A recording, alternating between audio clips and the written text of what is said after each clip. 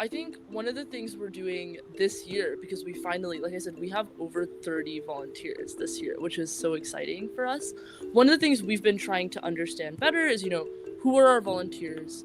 Why do they, want to volunteer with us, and what do they get out of the experience? And some of the things that we've learned is that, one thing that's really cool is a lot of our volunteers are, graduate students, postdocs, but a lot of a small population of our volunteers are STEM professionals. And that's been really amazing for our students because they don't just see scientists as people who are in a lab, like pipetting, like what you might imagine like from a movie, but they're scientists who are doing all sorts of things, from like video game design to like working for the government. They really see kind of the diversity of scientific careers students do when they interact with our volunteers.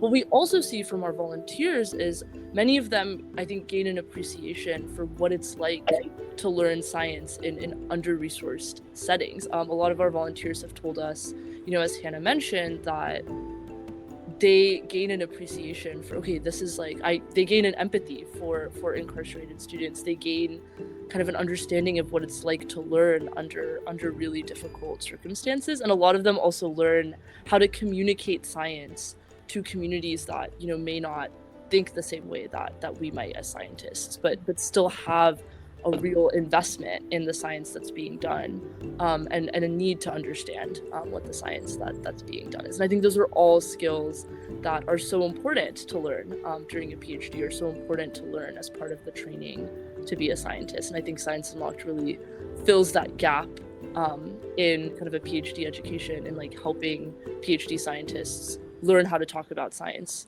to the public.